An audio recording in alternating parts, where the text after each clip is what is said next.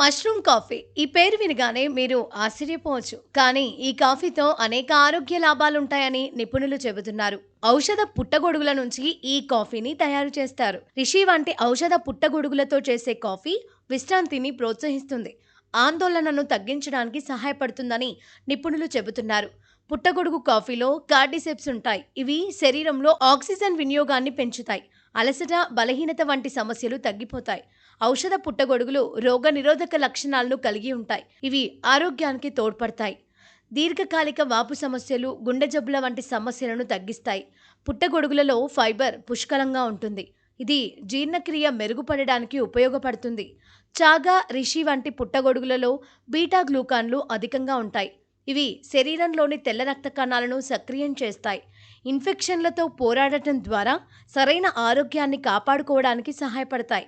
Mushroom కాఫీలో vitamin B సమృద్ధిగా ఉంటుంది. ఇది శక్తి స్థాయిలను పెంచడంలో ఎక్కువగా మేలు చేస్తుంది. అలసటను తగ్గిస్తుంది.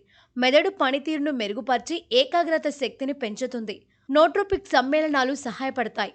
మష్రూమ్లు కొలెస్ట్రాల్ స్థాయిలను తగ్గించడంలో, రక్తపోటును నియంత్రించడంలో సహాయపడే సమ్మేళనాలను కలిగి ఉంటాయి. అవి రక్త నాళాలను రక్షించడంలో, గుండె జబ్బుల ప్రమాదాన్ని తగ్గించడంలో కూడా సహాయపడతాయి.